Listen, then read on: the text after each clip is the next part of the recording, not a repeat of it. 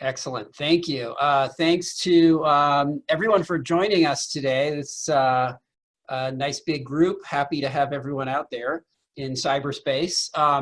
So I'll try to make this kind of relatively brief and hopefully take about 30 minutes or so, 25 minutes, and then have some time for questions. This is based on a presentation I gave at the Fire Congress in Tucson about 3 months ago.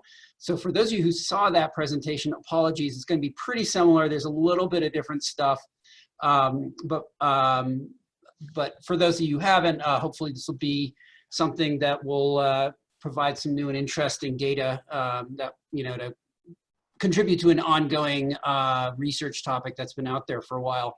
I also want to thank my co-authors on this, who are Shane Ramsos, Jason Mogadas, and Dave Saw, some of whom may be on this call right now.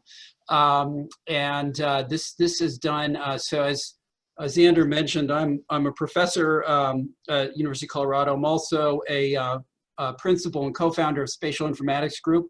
And this work is done as some part of a collaboration we have currently with CAL FIRE through Spatial Informatics Group. I'll just start, I'll kind of plunge right into it. And I think Xander will be collecting questions as we go through and then can kind of forward them to me towards the end, or if there are clarification questions too, I think those can be sent my way as well.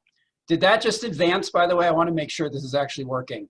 Yep, okay. We're on the research question. Great, okay.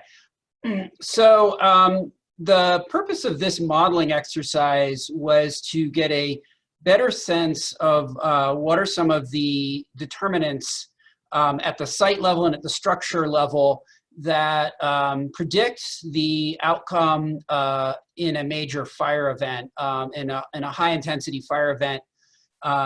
And particularly the outcome variable we're looking at is destruction of the property. These are kind of some of the questions we're looking at. First of all, are there site level factors that can help predict which structures survived? And I'll get into some of the more detailed kind of, so what I'm going to do is I'm going to, first of all, present a little bit of lit background on exactly that question, and then I'm going to come back and I'm going to present a few more questions that then emerged from the literature as a result of our literature search. And when I say site level, I'm talking about the property, the actual lot itself, and the structure. So some of the previous research that, and there's been quite a bit of stuff done on this topic, although a lot of it comes from just a small number of people. So one of the people whose names you'll see a lot is Alexandra Seifert. I think I'm pronouncing that right. So she and some of her co-authors have done a number of studies in California, which is probably one of the best, has one of the best sources of data for structure loss, as well as structure inspection. So her work has found, so this one study here from 2019, this is one of the most recent ones from Seifert and Keeley, found that looked at kind of a number of different ecosystems and a number of different types of neighborhoods across California, and found that really a key factor in increased structural survival has to do with hardening the structure to ember flow, and that the ability, I guess to summarize hopefully correctly what they said, the ability for embers to penetrate, to get through the hardened exterior structure, and cause a fire that essentially then starts from within and destroys the structure itself, is really critical. And so anything that kind of allows an entry point, an access point for those embers is really important. So this is going to be eaves, vents, and windows. Obviously the way you engineer those things is really important. So one of the, I guess, sort of, side notes coming from that is that the fire front itself it's important, clearly. You know, if you have a big fire front coming towards your house, that has the potential to destroy it, but it may be less important in a relative sense, relative to ember penetration than previously thought. So insignificant or inconsistent factors were defensible space, except in one of their study areas, which is in the Bay Area, where destroyed structures had, on average, 3 meters less of defensible space. Roofs and siding were found to be a little less important than thought, as was structure age. Another study from her with a number of co-authors, including also Keeley, and this was in San Diego specifically, found increased structural survival correlated with building materials, and in order of importance, again, so getting back to that ember penetration theme, the double pane windows being really important, vinyl framed windows. In this case, roofing did matter, and exterior construction, the siding did actually matter.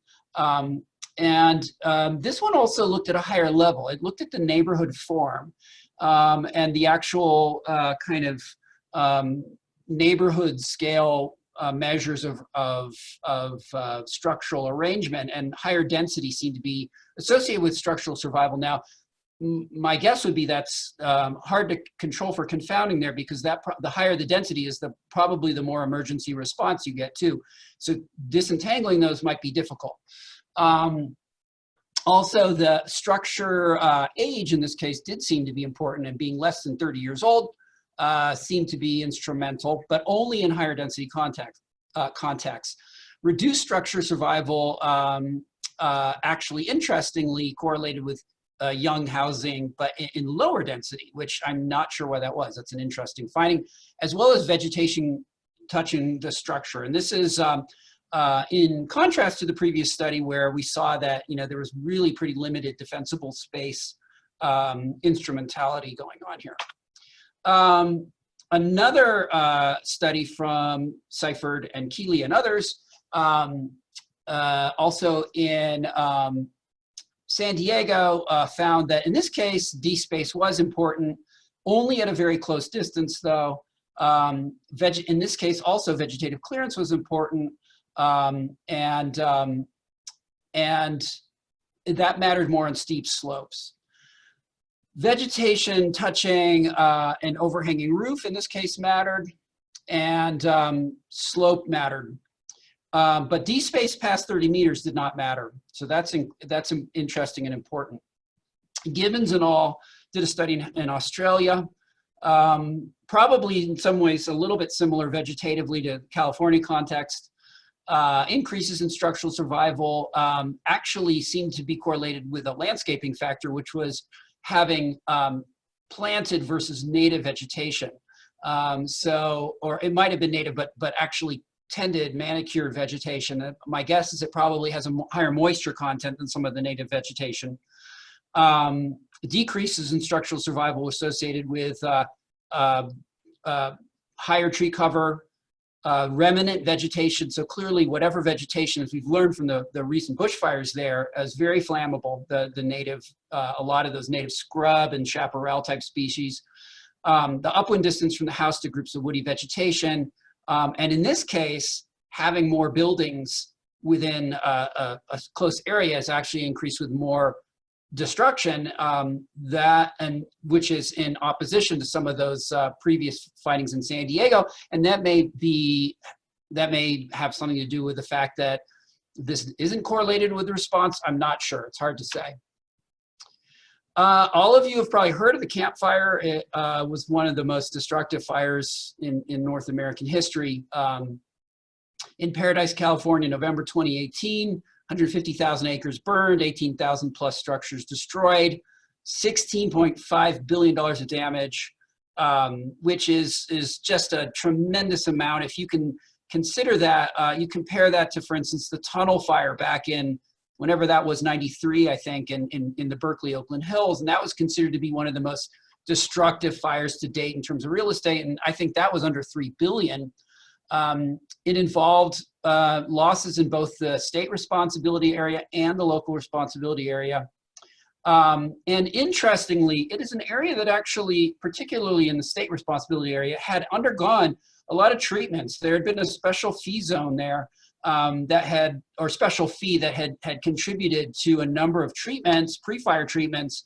And it's hard to know whether those had an impact or to what extent they had an impact, but it's worth noting.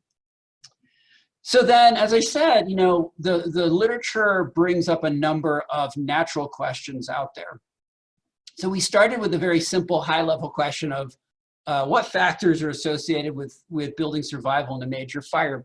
And then the literature tells us, well, there seems to be a lot of evidence that the penetrability of the structure, the hardness of the structure with respect to ember, accepting or allowing in embers seems to be really important.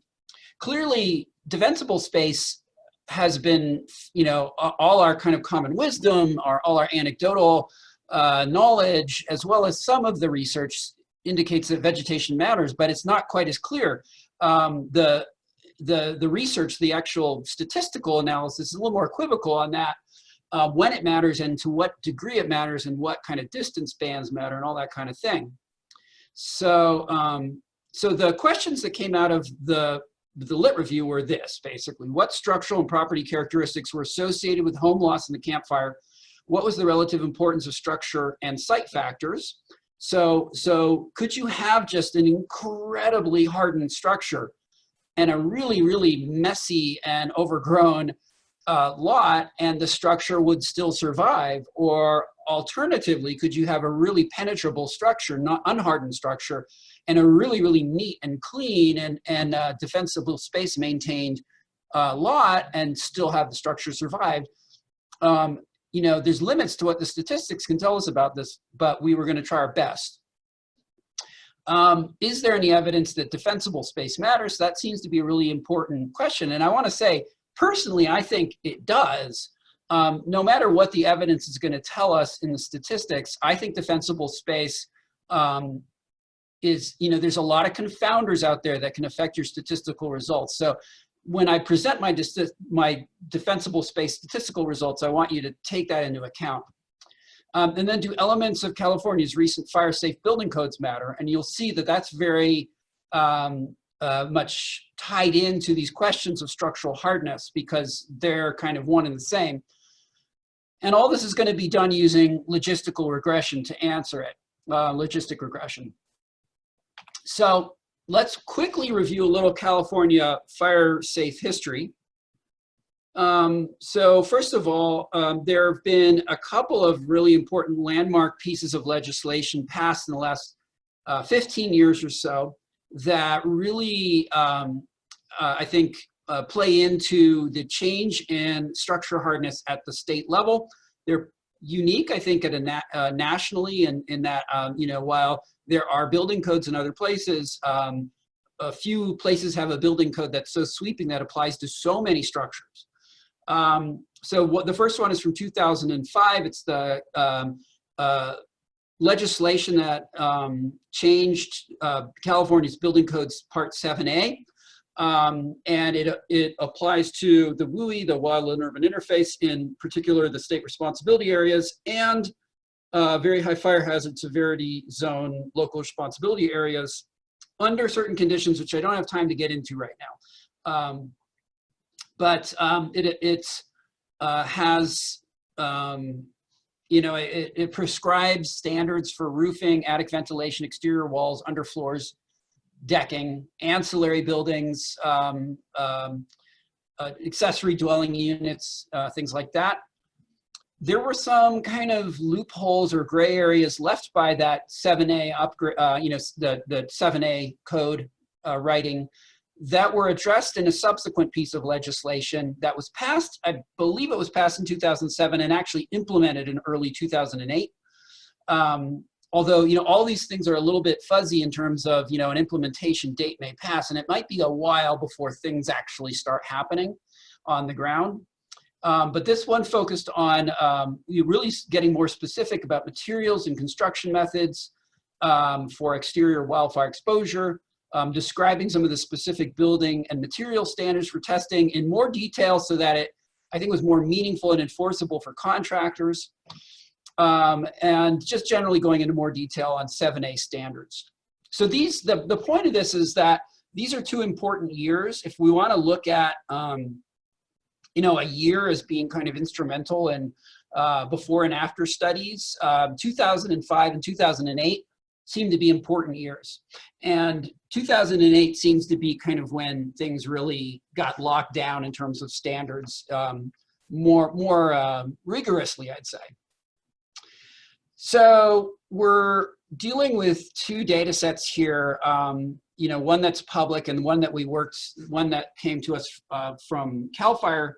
The first one is the DINS data. This is essentially inspection data. It covers SRA and LRA zones. The map shows you, for this data set, all the red dots are buildings that were destroyed, and all the larger blue, kind of light blue dots were not entirely destroyed. They were either affected or had major or minor damage. I unfortunately don't have access to, from this particular data set, the structures that survived and had no damage whatsoever. That's because the way the inspection process works, this is actually quite fascinating, but for this particular data set, it's based on after the fact inspections, and they have forensic inspectors going around who are actually able to kind of forensically reconstruct what was going on that property. And they don't do it for the properties that were non-damaged, or at least they haven't done it yet, or if they have done it yet, I don't have access to it yet. But as you can see, the vast majority in this data set were destroyed. However, there's enough non-destroyed properties, it gives us the minimum statistical power we need to actually parameterize a logistic regression. So the next data set is, this is a smaller, much smaller data set, but what's good is this one actually has a lot more non-destroyed properties in it, and this is from a different inspection protocol that's much more detailed and records a lot more attributes, particularly about the yard, the surroundings of a structure. And what's nice about it, it's a more balanced data set in the fact that we have almost half are non-destroyed versus, you know, so 900 non-destroyed, 1,000 destroyed.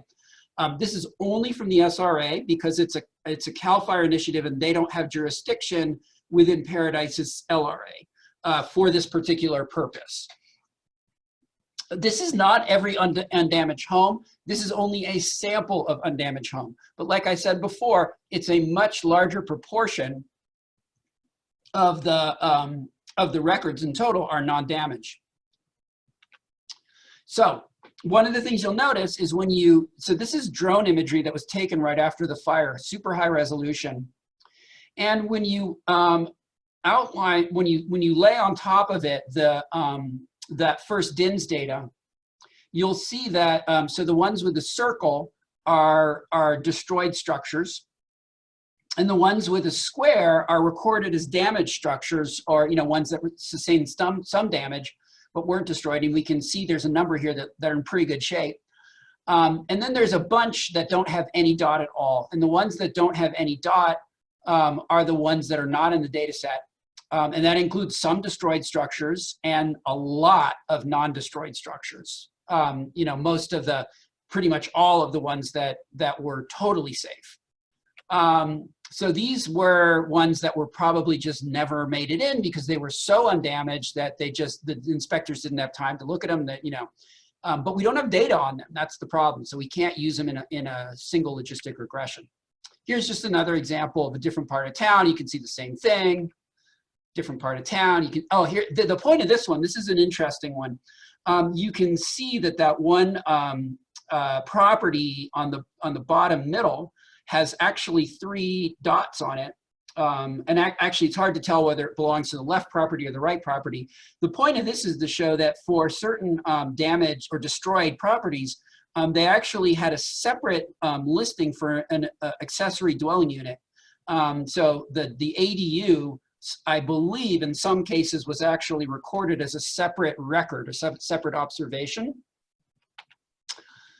So the variables that were explored in this included, first of all, a set of kind of general high-level characteristics about the property itself. So that would be the housing type. Is it a single-family home or mobile home, et cetera? The improvement value, because we know there's a lot of kind of hardness characteristics that correlate very strongly with improvement value, and we only have some of those characterized. So improvement value kind of is the leftover term for all the leftover hardness factors that we don't capture with the variables we do have. It's just a general good indicator of building material quality, the quality of the materials and so forth. We also threw in there a shape metric. My initial hypothesis was that more buildings with more angles.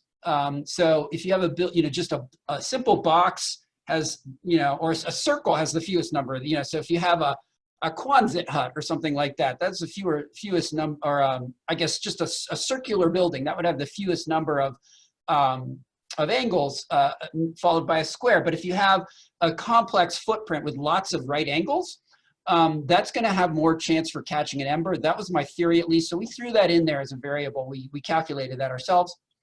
Housing age. And so we looked initially just at the overall age, and then we looked at critical age threshold. So we looked at the 2005 threshold and the 2008 threshold. So we tried them both continuously and discretely in those ways. And then fire-safe structural characteristics. So we looked at fire-safe siding, or ignition-resistant siding, roof type. Siding is so important that I had it twice. And windows, the window types, the vents, etc. And we also looked at accessory structures. So we looked at, whether there were like utility structures or other structures on the property, if there were decks, and if so, what type. Do they have fences? If so, what type? Do they have porches, outbuildings, water storage, etc. And now again, not all of these are in both data sets. Some of these are in one data set, not the other, but you'll see which is which in a second. Then we had a few lot characteristics as well. So we had the slope category.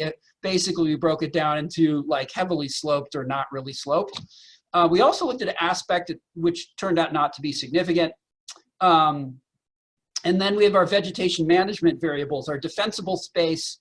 And then from the second data, that SRA inspection data with the smaller number, the 2,000 records, we had a lot of really detailed attributes here: live fuel, dead fuel, leaves, needles, dead branches, a height of vegetation, all these kinds of things, overhanging vegetation, wood piles, etc.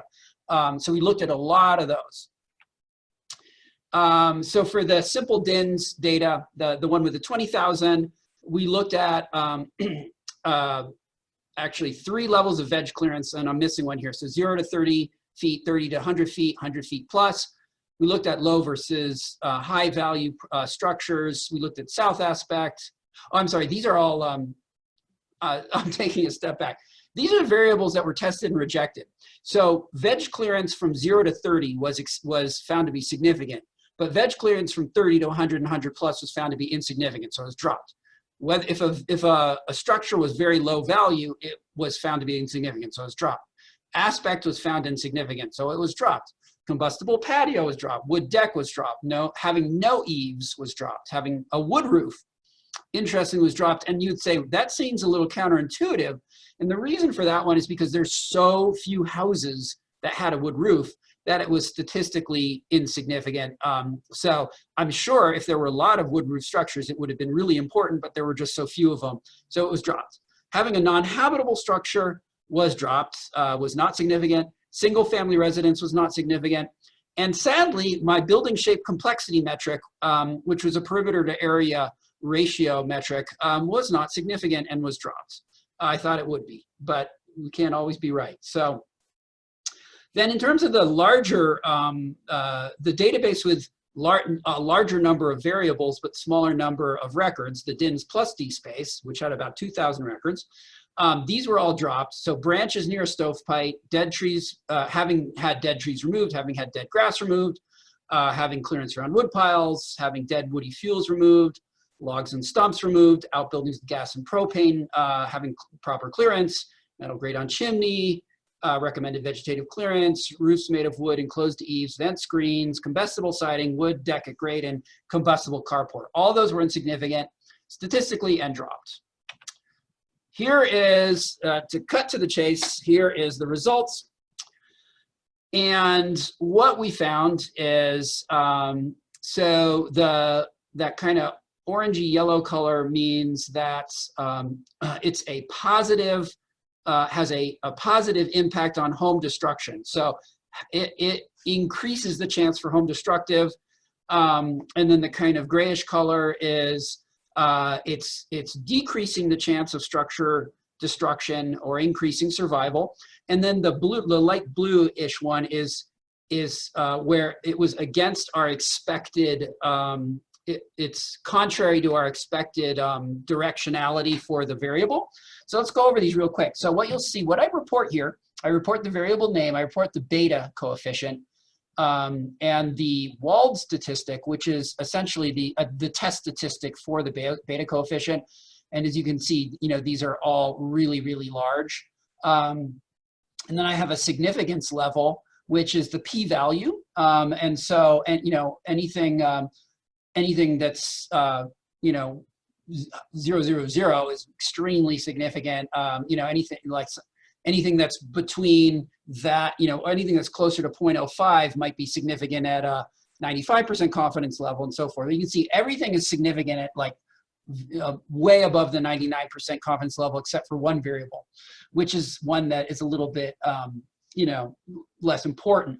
So, and then finally, I have my odds interpretation. There's a lot of confusion about how you interpret a logistic regression. And, basically what you do is you exponentiate the beta coefficient, and then you have to then interpret that as a change in odds. And so, for instance, where we have a mobile home, that's a huge increase in odds. It's a 650% increase in odds.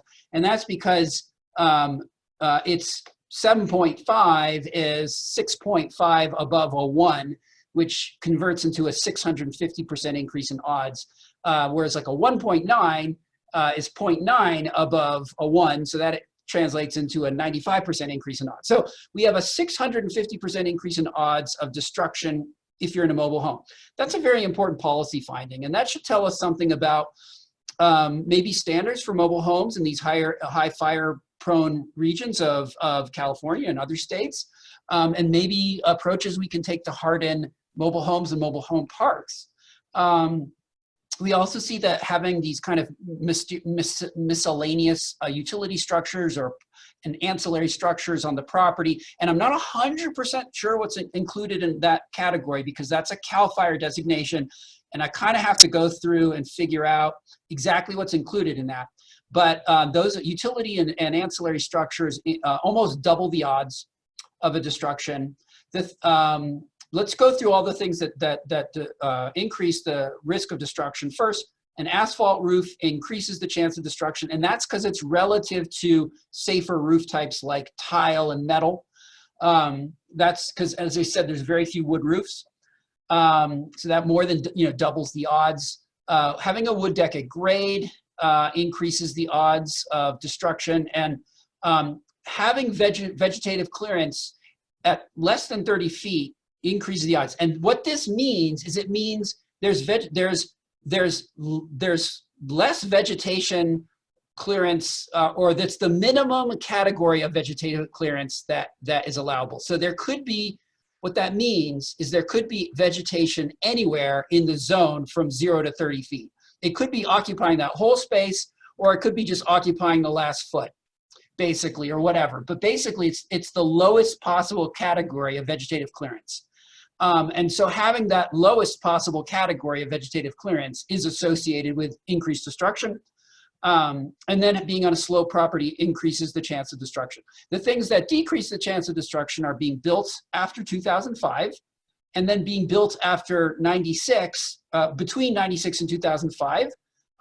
Also, those are essentially, interestingly, the 2005 didn't seem to have that big of an impact. It's just being built from mid-90s. It really just seems to be mid-90s construction is what seems to matter.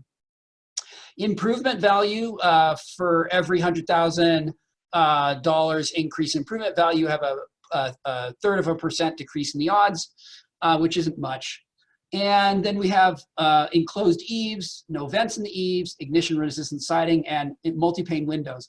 All of these I consider to be in the category of ember penetration opportunities. So reducing those ember penetration opportunities seems to have a very nice big impact. Then having a fence decreases, and this one I wasn't sure, like this includes metal and wood fences and stone fences. So it may just be that having a fence, you know, the act of having a barrier of some kind outweighs the cases where it's made of wood and it's highly combustible. The one that didn't make sense is that an elevated wood deck reduces your chance of being destroyed, and that may just be confounding of some kind. So one of the things I did then is I took the 2005 and I switched it out with the 2007 variable. I said anything built after 2007, since that was the second law. Now suddenly, when you go to the 2007 one, now the magnitude of that coefficient is actually slightly bigger than the one going back from the 90s. So so you actually get so clearly the 2007 law has a little bit more of an impact. It doesn't really change anything else. And also I will say, you know, you can see there's pseudo R-squareds up in the upper right. One also thing I just did a couple days ago, I took that result and I added one more variable, which I had been a little bit hesitant to use because it's no data for a lot of these results. But when I throw it in there nonetheless, if you add in the variable for defensive response, did they get a response from a fire crew that was actually noted? You get an 80% drop in the destruction outcome from that. It's got a huge test statistic, and it actually increased the pseudo R-squared hugely. All the other variables stayed about the same, but clearly that defensive response is important. And this brings up a really important issue. I am sort of in the process of, I need to go back. There's a lot of problem with null values, and I have to kind of tease apart when a null value is really a 0 and when a null value is really a not recorded. And so one of my next steps for this is to really go back there and work on those, you know, figuring out the null value problem. But before I talk about that, let's talk about the second data set. This one had a lot less significant variables, maybe because the data set was smaller. But what we found is, again, mobile home is really important, but the magnitude of the odds change is much smaller, 46% as opposed to 750%. The multi-pane window still matters. The resistant siding still matters. And in this case, the unscreened vents had the opposite effect we thought it would. We thought unscreened vents would increase the chance of destruction, but somehow it decreased it. So that may be a confounding problem. We had a new variable here that was important: water storage on property. That one actually was strongly correlated with reduced destruction outcomes. And then in terms of the yard, we had more granularity of attributes for the yard here. So we found that having, in this case, a wood deck, whether it's elevated or at grade, is increased with a higher probability of destruction. And then violations, inspection violations around cut grass or removing of leaves and needles, so debris, seem to be really important. So the really important one seems to be leaves and needles. So that's a really interesting finding, that having dry and desiccated grass and needles seems to be really important in terms of those odd changes. So the key effects then, so limit opening for embers. So we, agree with the previous research that Things that limit access for embers, like double pane windows and eaves, closed eaves, really are important.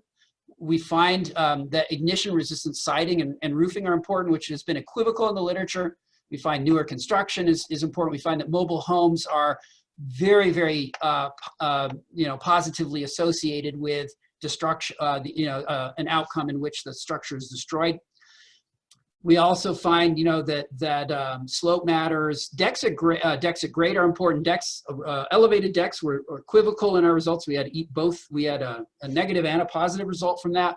Accessory and utility structures seem to be important, and that grass, leaves, and needle thing seems to be really, really important. It seems that downed foliage and desiccated grass and foliage seems to be really, really important. That doesn't get recorded in that other data set, the bigger data set. So I think that's something that's worth pursuing more study around. Both building code updates seem to have had an impact, but it seems like we really start seeing that impact more with the 2007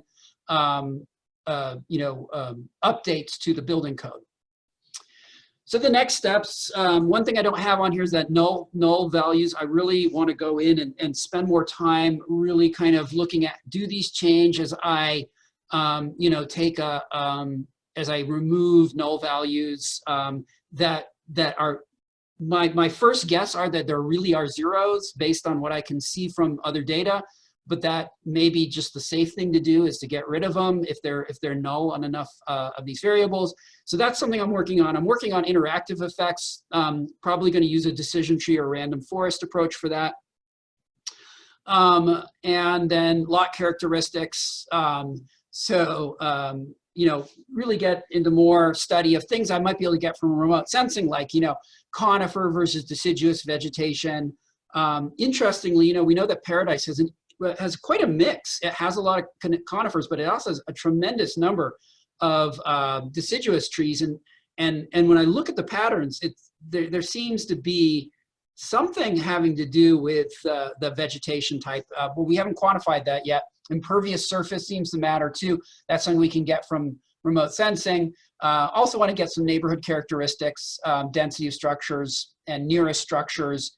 I may want to play around with a spatial lag regression too to see if my neighbor burned, treat that as a term, as an endogenous term in my model.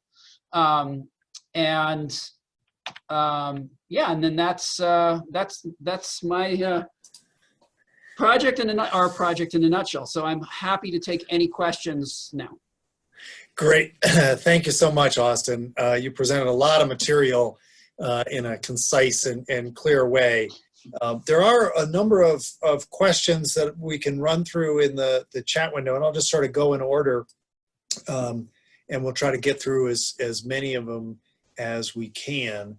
So Stacy Frederick asked, or sort of stated, all these studies seem to evaluate what site house features make a difference, but lump the wildfire characteristics as one force. Yes. And she's wondering whether you or anybody else tried to distinguish at all based on what the wildfire behavior was like as it, impinged upon a particular structure. So she uses the example. She's got the sense that defensible space may be less important than embers when the wind is the driving factor. So, yeah, that's a great question. It's something we've talked about and thought about. The campfire, was an extremely intense fire. This only looked at that one fire event. I'm not sure we have the right data set for looking at different, fire characteristics, flame length and fire line intensity and, rate of spread, those kinds of things, because I know that there's some data that exists on that for, after the fact for the campfire, but it's all so high end, it's all on one end of the spectrum for all of those behavioral characteristics that I'm not sure it would necessarily help us that much. I think if we were doing a study of multiple different fires, then we could definitely have a better time addressing that question. I think that may have been addressed a little bit in some of the ciphered studies. I'm not 100% sure.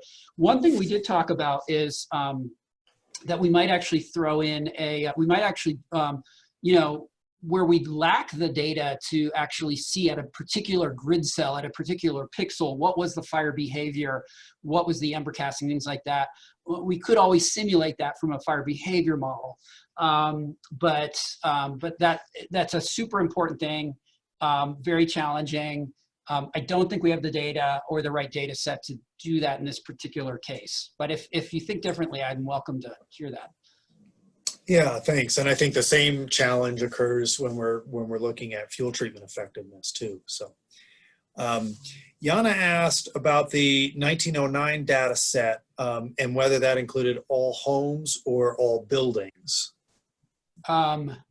Wait, the 1909 data set. I'm sorry. What's that? I think. Let's see. If you flip back to one of your early slides, and Yana, I'll unmute you. Oh, are we talking about the big data set or the little data set? Yeah, exactly. Yeah, that's the easy way to, this is. Yeah, so this data set too, that, yeah. Yeah, okay, go ahead. So is that homes or buildings? As far as I know, it's only residences. Okay.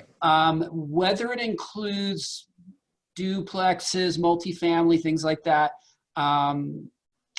I don't know. I think there may be a few in there, but it's as far as I know, it's just residences. Okay, yeah. Another question from John about defensible space, and he asks, is the effectiveness of defensible space evaluated in relationship to the availability of firefighting resources to take position in that space? In other words, firefighters were on the destroyed surviving properties during the fire that were evaluated in this study? That's a fantastic question. Whether there's a variable in this data set that captures, that goes beyond just saying like, here's the vegetative pattern of the property to really look at, here is the ability to stage a defense here. I haven't seen that. There may be some way to look at a combination of those variables and get at that question. That's a really good point. I do think that that's something that we could probably get at, like for future inspections. That could be probably done pretty well with remote sensing. You could probably look for stageable areas because we know what you know, we can use remote sensing to look at the vegetative cover and the slope and the egress access. So that would be a really, really cool project, would be to kind of like take all the homes in the SRA at least and quantify them in terms of stageability, if that's a word. So yeah, good point. I didn't do it, but it's a great point.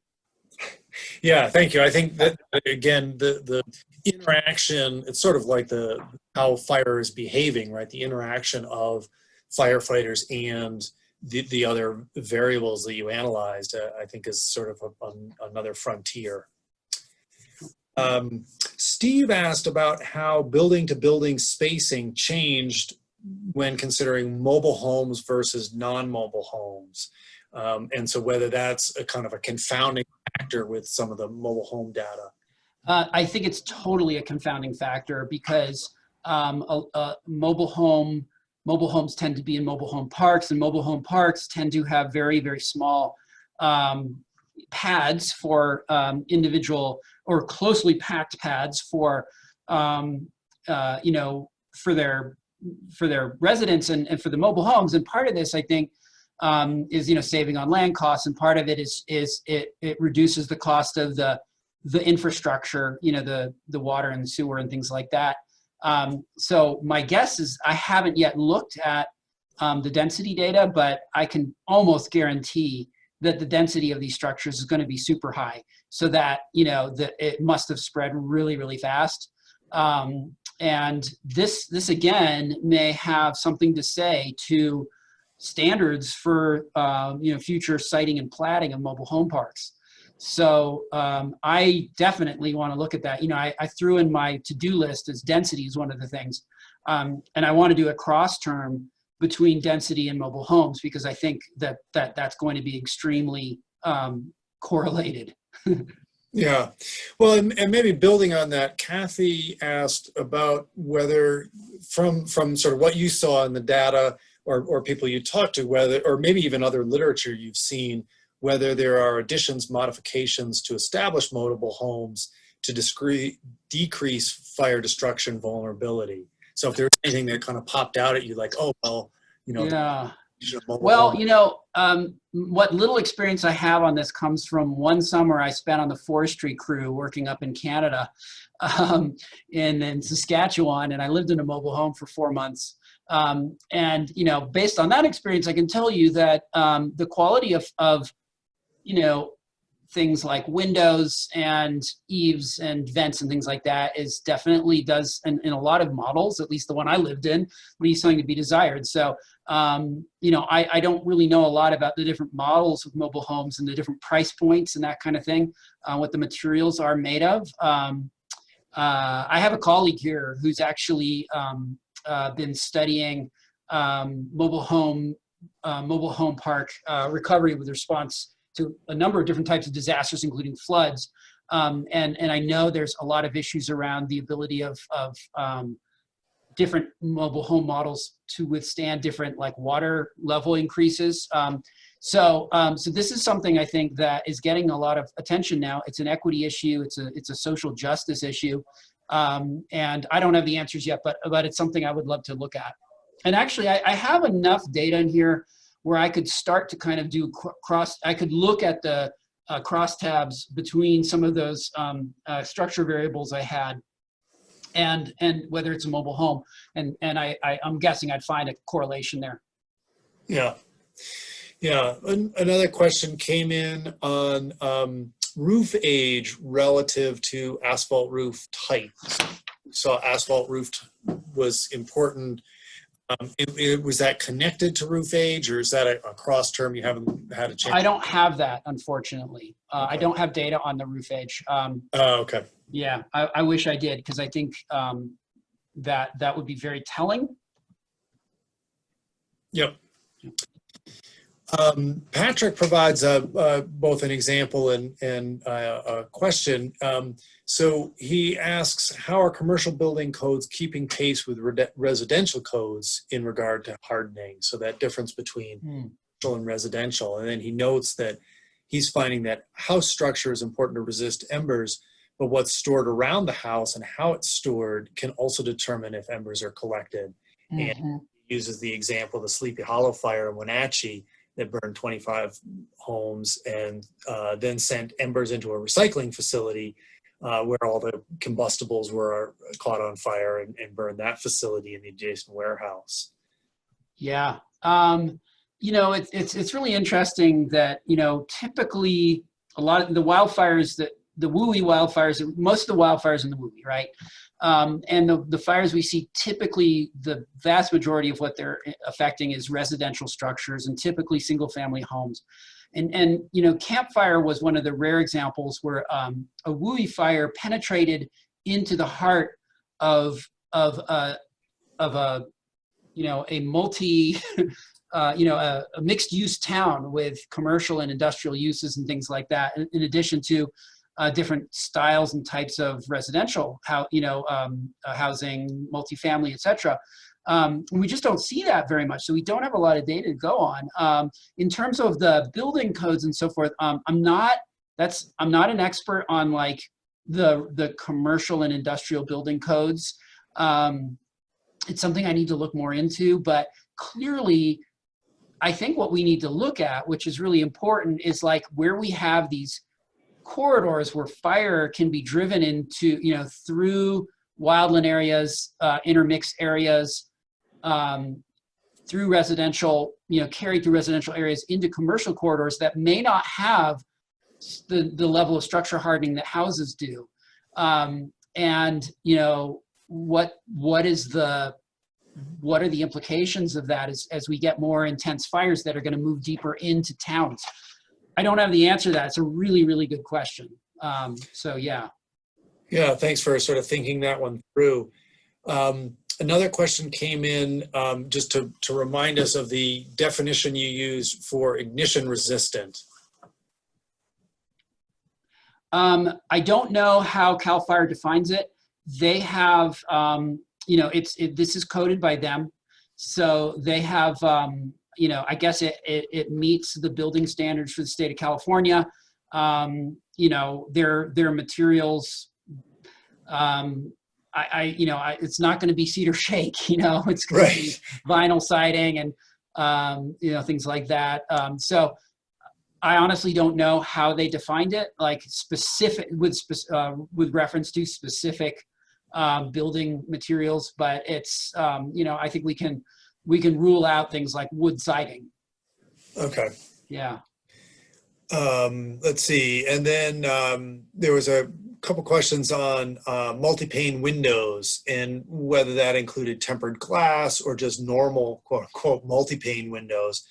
And actually, Steve kind of commented that tempered would be embedded in the post 2008 construction. So that yeah, question. That's my understanding. Is my guess is that pre 2008 structures with double pane would still be called double pane in this, but probably the vast majority of the double pane, those things listed as double pane are also tempered.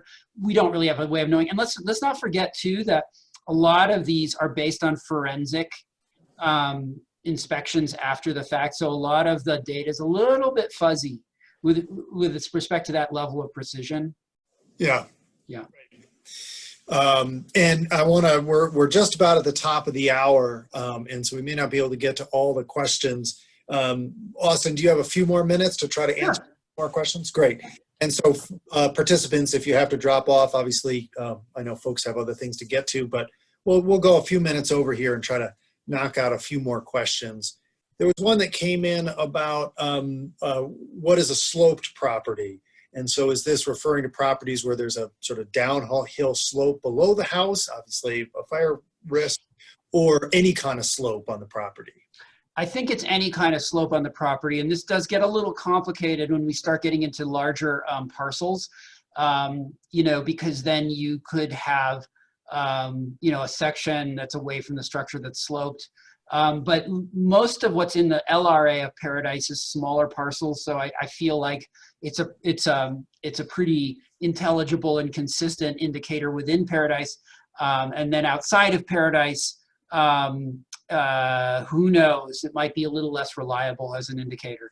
Okay. Ideally, and it would not be hard for me to go in and take a higher resolution digital elevation model. Unfortunately, we don't have like LiDAR ground models, surface models, but we do have, the standard DEMs and stuff. And we could use that to come up with our own, remotely sensed slope models that can hopefully account for that and overlay the structure, because we have all the structure footprints. We know where all the footprints are. We could overlay that on the actual slope and get a better sense of like the actual intersection of slope with structure. Yeah. Proximity. Well, I think that it kind of highlights the challenge you face in this work where is a variable not showing a big impact on the change we're interested in because it's not important or because we're not measuring it in the right way. And I think it's kind of a common research challenge highlighted by that slope question. Another question came in from Lester about whether you looked at the distance to ancillary structures.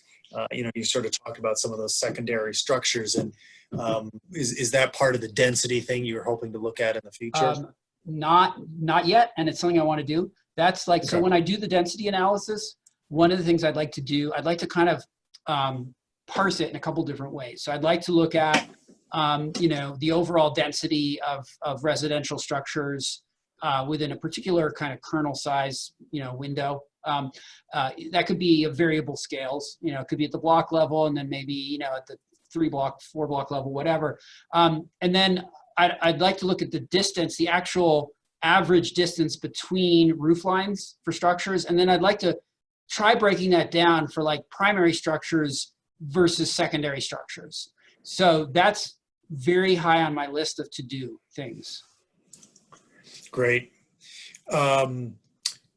Let's see, and actually maybe tagging on that, do you know of other studies looking at survivability in the campfire? Are other people using similar data, with maybe a different approach that will be useful? There was a consulting firm, a big one, I forget which one it was, that did a study of the campfire. But as far as I know, all they looked at was before and after the building code laws. Okay.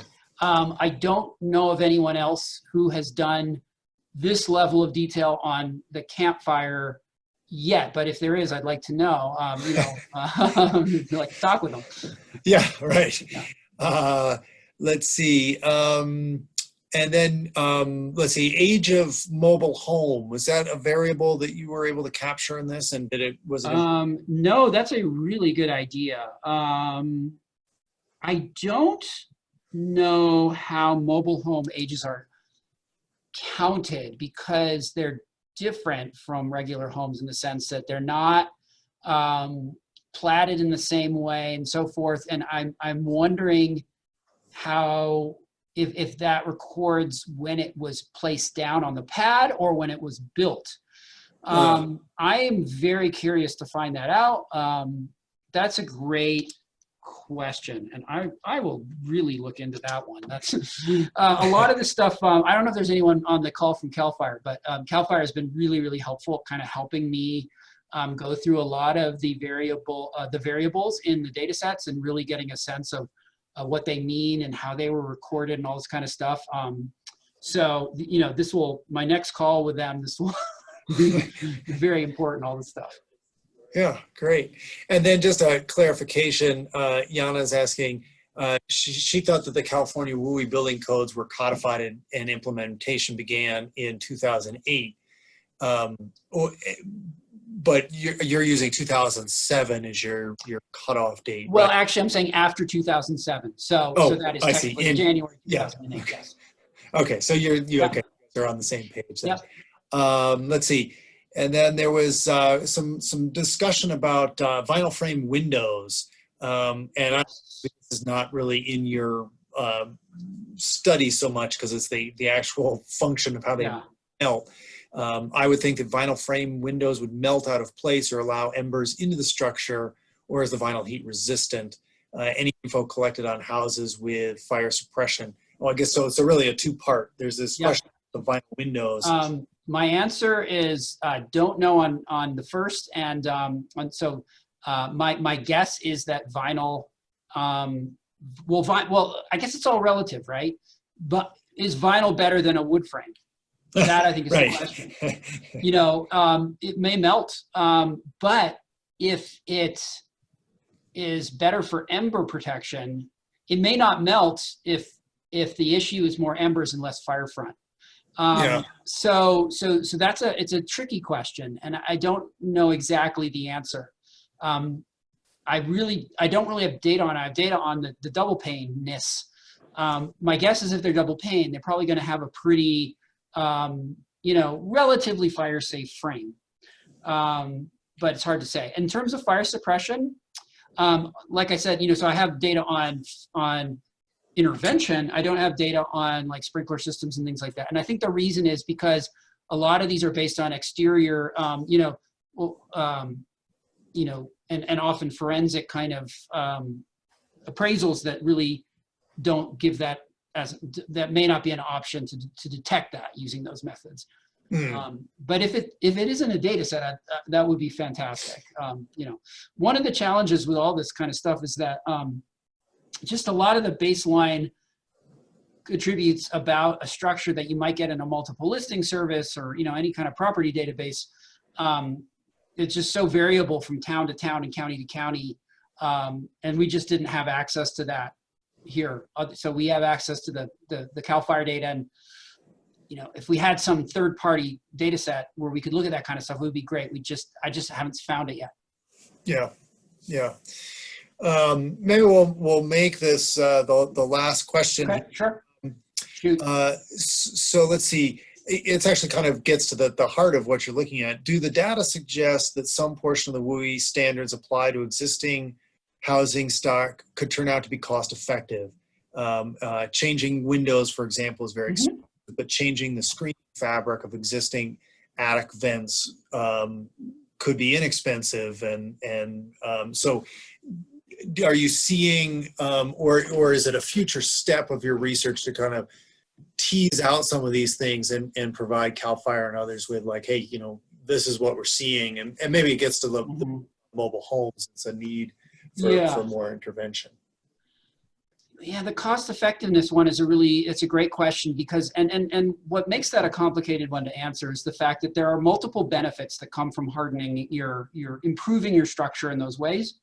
And it may be, you know, tighter envelope in terms of building comfort, heating and cooling.